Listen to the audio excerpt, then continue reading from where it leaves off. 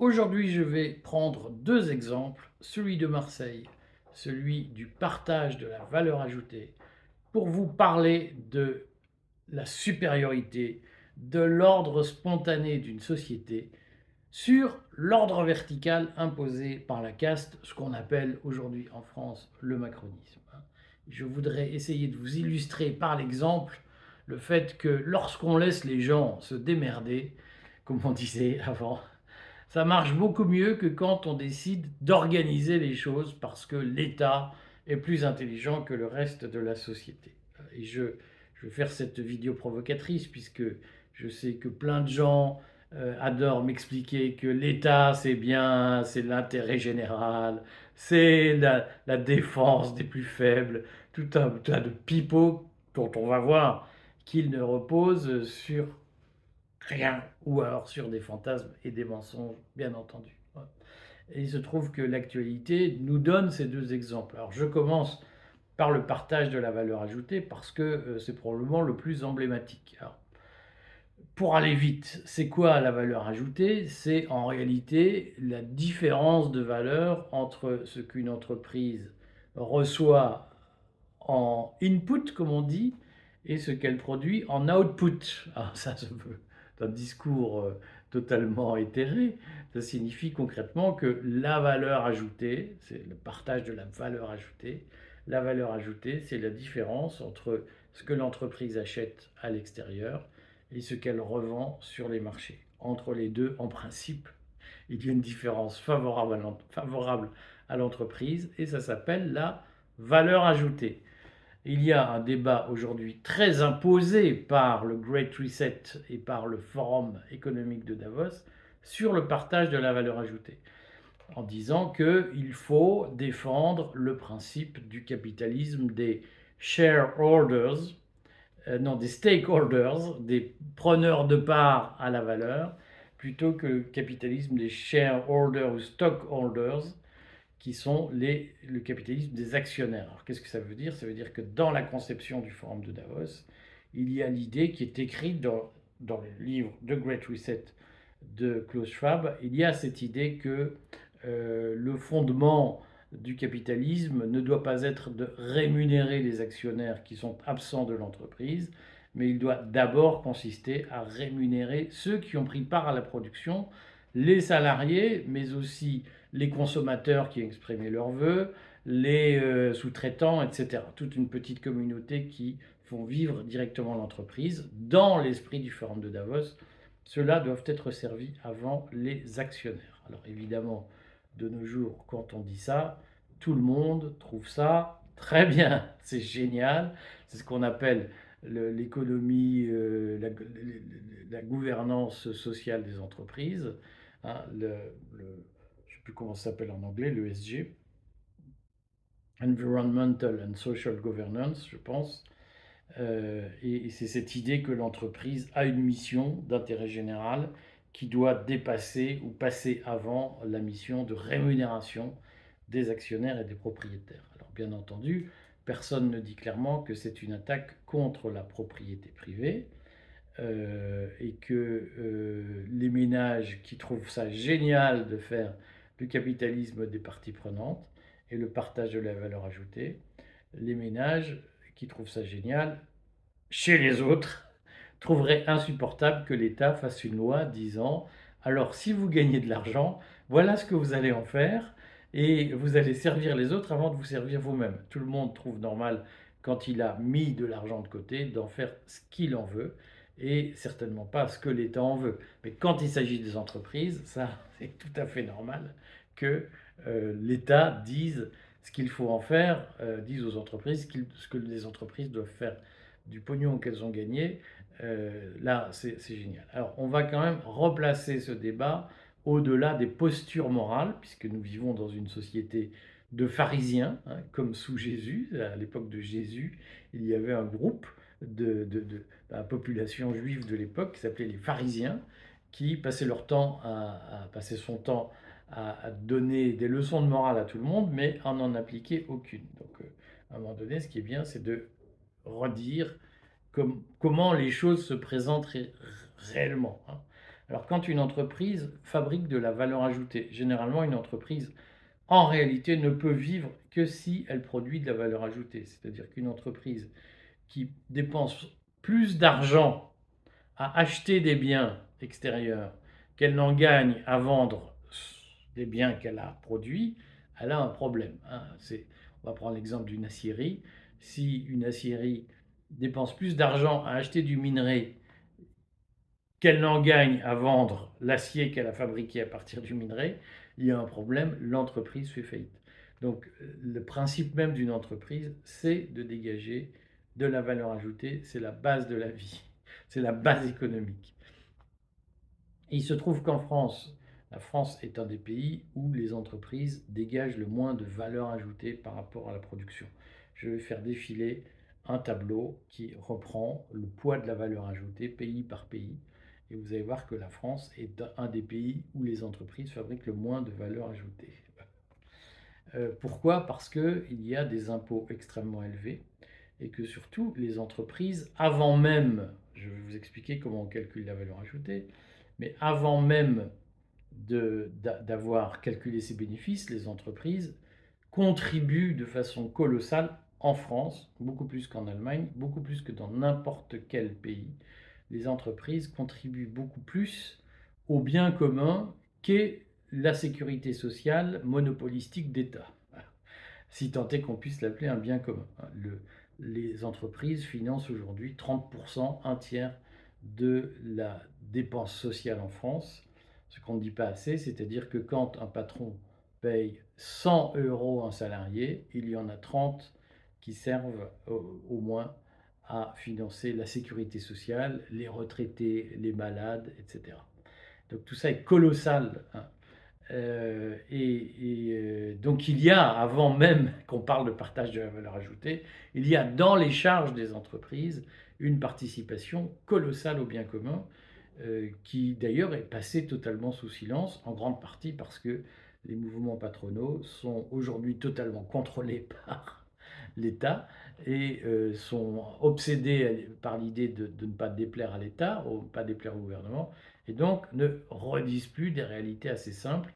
C'est-à-dire que quand un boulanger du coin travaille, il dépense des sommes colossales pour payer des retraités qui n'ont jamais mis les pieds dans sa boulangerie, payer des soins dans les hôpitaux, lui-même n'en bénéficiera jamais, ce boulanger.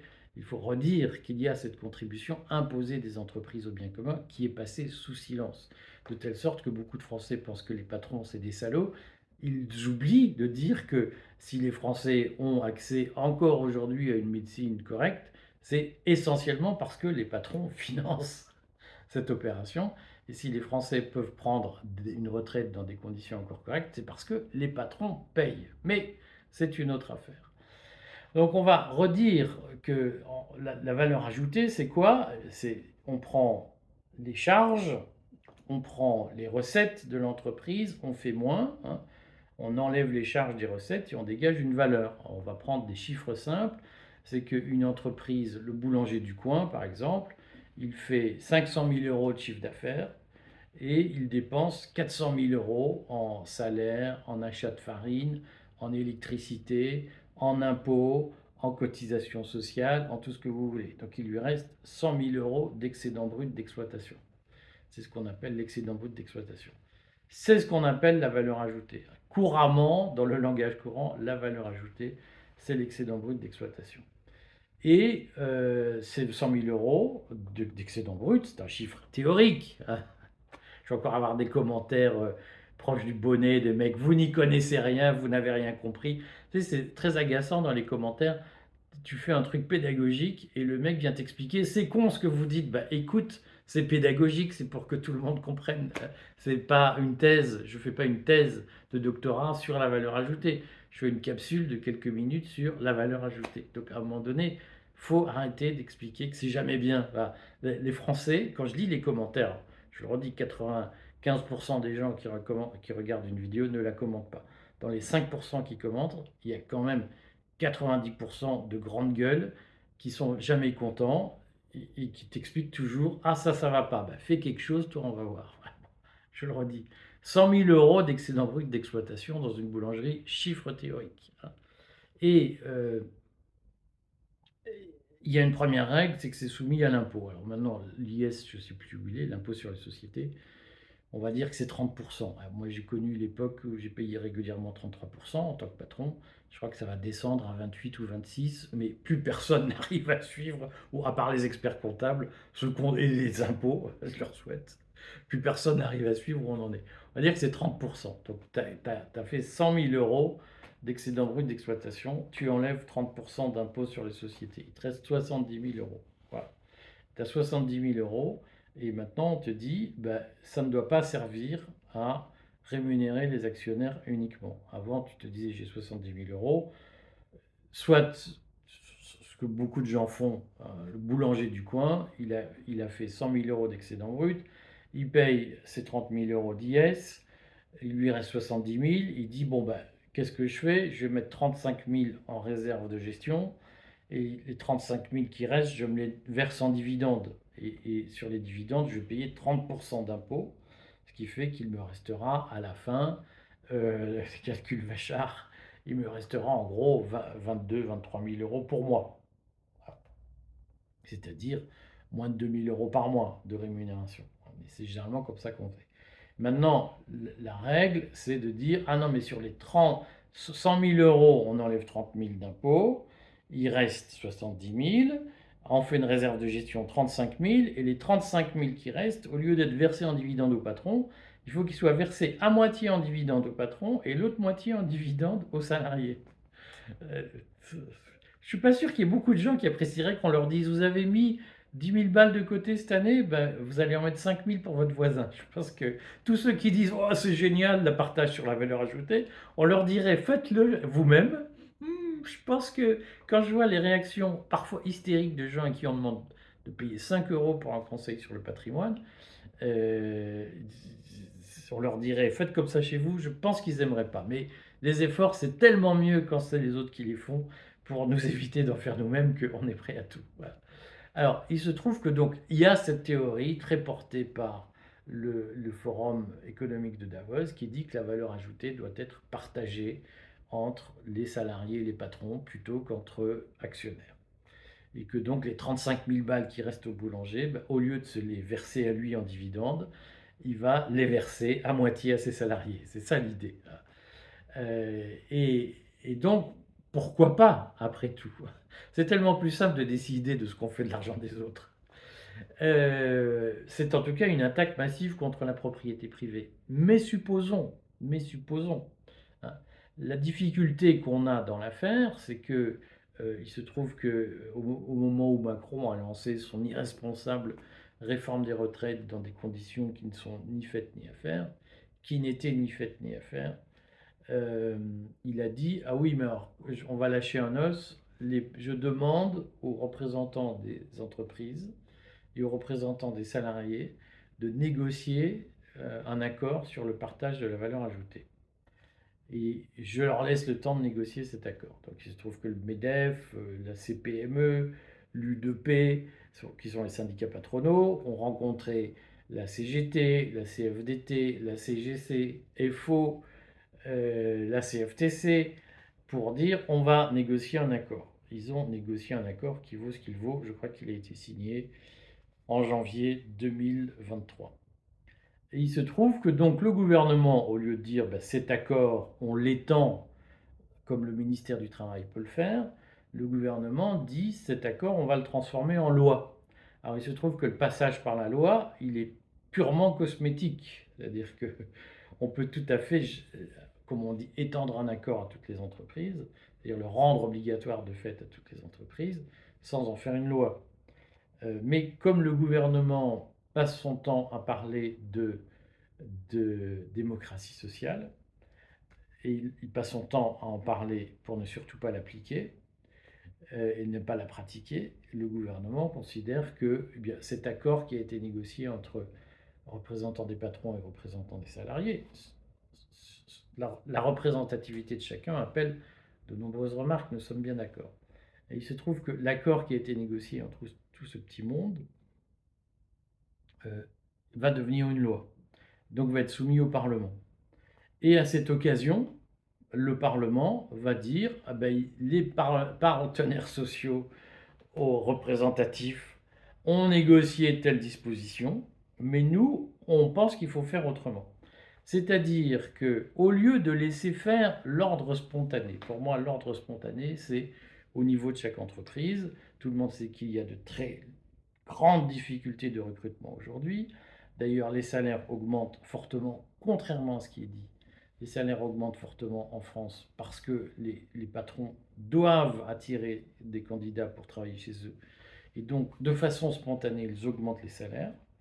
Et au lieu de laisser faire ce mouvement en disant bah, si un patron veut attirer des salariés, il n'a qu'à mettre en place un accord d'intéressement, de participation, de partage de la valeur ajoutée chez lui. Ce sera son élément de compétitivité par rapport aux autres. Au lieu de faire ça, on dit non, mais on va faire une règle nationale. Et on dit aux partenaires sociaux, négociez cette règle entre vous. Ils le font. Ils sortent un truc. Et puis les parlementaires disent oui, mais en fait, on sait mieux que vous, donc nous, on ne met pas les pieds dans les entreprises. Évidemment, on a, nous, notre vie éthérée à l'Assemblée nationale à Paris, mais vous allez quand même, mes amis, faire comme on vous dit, c'est-à-dire qu'on sait mieux que vous comment il faut partager la valeur ajoutée. Et évidemment, on va avoir des lois qui sont ineptes. Aujourd'hui, pourquoi il y a très peu d'intéressement et de participation en France? Je vous l'ai dit, j'ai fait une vidéo là-dessus. C'est parce que le système est tellement compliqué que personne, aucun patron n'a le temps ni les moyens, aucun petit patron en tout cas, n'a le temps ni les moyens d'assimiler la réglementation et de la mettre en œuvre dans son entreprise. Pourquoi c'est compliqué? Parce que tout ça sort de Bercy et qu'au lieu de laisser les gens se démerder, l'État, l'administration, les bureaucrates veulent contrôler la société et expliquer comment il faut faire. Voilà, au nom de la protection des salariés, bien évidemment. Résultat, les salariés ne sont pas couverts parce que personne ne sait faire.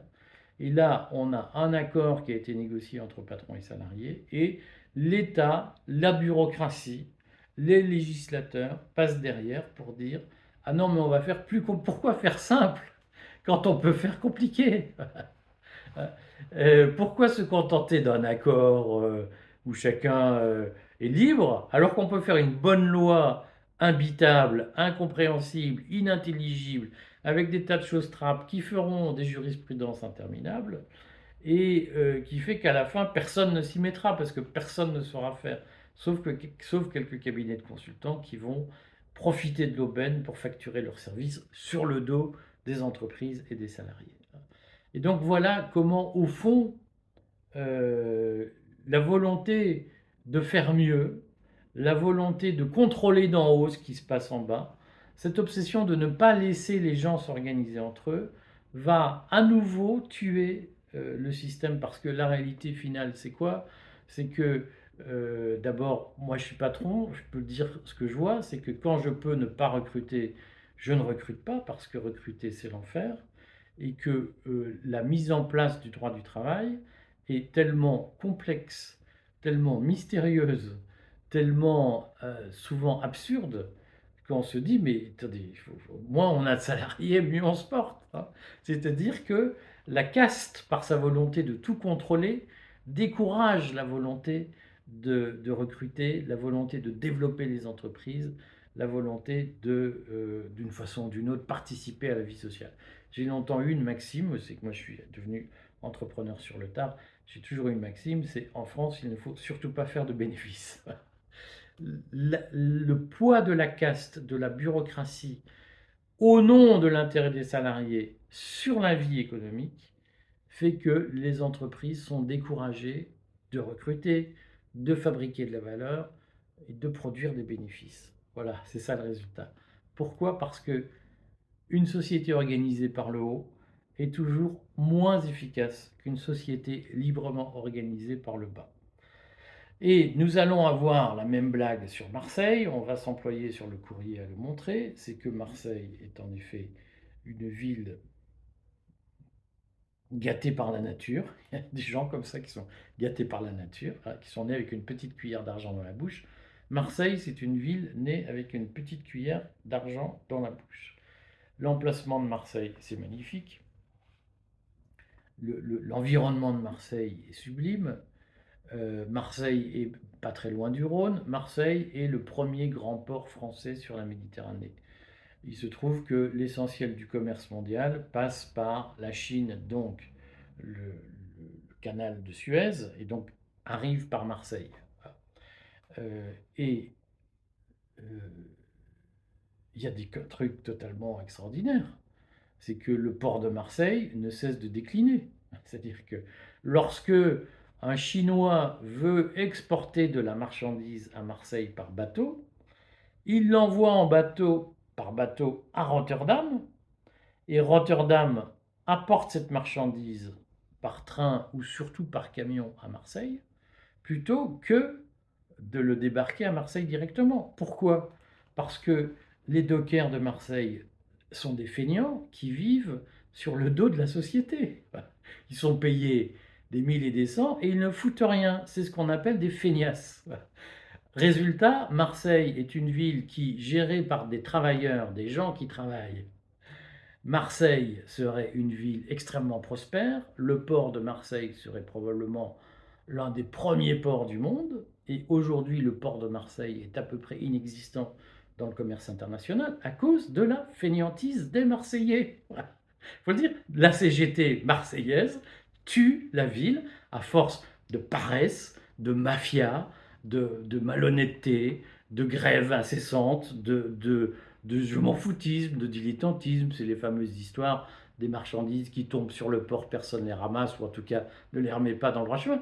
Il y a aujourd'hui une ruine de Marseille qui est organisée par le monopole de la CGT sur le port de Marseille.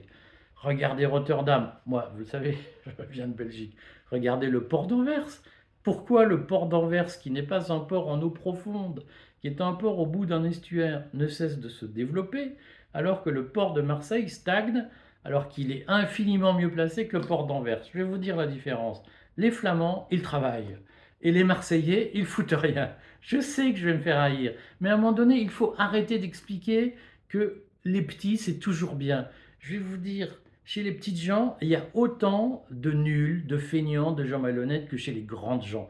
Je lis souvent des commentaires en disant ah, le problème, c'est les puissants. Ben, je vais vous dire, le problème, c'est les puissants et les pas puissants. Parce qu'à Marseille, cette ville, elle est totalement torpillée par des petites gens qu'on appelle les dockers, qui se versent des salaires extravagants et qui ne foutent rien. Donnez-nous le port de Marseille à nous les Flamands, je vous garantis qu'en 5 ans, le port de Marseille explose et que Marseille s'enrichit. Simplement, là, on est prisonnier du politiquement correct. Pourquoi Macron va à Marseille? Pour filer du pognon. Et ce qu'on lit, c'est que Macron dit ah oui, mais alors Macron est le premier à dire mais on a filé plein de pognon à Marseille, c'est la ville la plus aidée, et il y a plein de projets qui n'ont pas démarré. C'est la preuve que lorsque on contrarie l'ordre spontané d'une société et qu'on veut par le haut imposer le bien, on nourrit des mafias, on nourrit le gaspillage, on nourrit la paresse. Oh, bah, puisqu'on a plein de pognon, on a le temps de voir venir. On nourrit cette espèce d'affaissement intérieur des consciences. Si on veut relever Marseille, je vais vous dire, la première solution, c'est d'arrêter toutes les subventions à cette ville. Et de dire, tant que vous ne nettoyez pas en interne vos mafias, tant que vous n'éliminez pas vos nuls, vous n'avez plus un sou. Et vous verrez. Et le problème de fond, c'est que dès lors qu'une caste décide de transformer, par exemple, une ville comme Marseille à son image, sans se reposer sur l'ordre venu d'en bas, sans se reposer sur les énergies locales, en créant des monopoles, comme c'est le cas au port de Marseille pour les dockers, en créant des circuits parallèles, des circuits compliqués, des circuits bureaucratiques, dès qu'on fait ça, on coule une société. C'est-à-dire que les bonnes énergies qui ont envie de faire, elles se trouvent face à une espèce de petits chefs bureaucratiques qui disent si tu passes pas par mon système à moi, tu n'as pas d'avenir et tu n'auras rien. Et c'est ce qui se passe à Marseille. Et donc on voit bien l'incapacité d'un Emmanuel Macron à sortir de cette logique de caste qui consiste à dire c'est par le haut qu'on va améliorer la société. Et comme il continue, on dépense de plus en plus d'argent. Alors il a annoncé 250 millions de subventions en plus pour les transports, ce que les Parisiens n'ont pas, hein. Il a annoncé des millions en plus, des centaines de millions pour tout un tas de choses. On sait que ça ne servira à rien, sauf à nourrir les mafias. Parce qu'en réalité, le développement d'une société, il ne vient pas du haut, il vient du bas. Et que plus on déverse de l'argent par le haut, plus on nourrit les castes bureaucratiques et plus on étrangle le petit peuple. Si on veut laisser Marseille, si on veut développer Marseille, il faut supprimer les impôts, il faut en faire une zone franche, il faut supprimer toutes les barrières réglementaires et laisser les gens se démerder.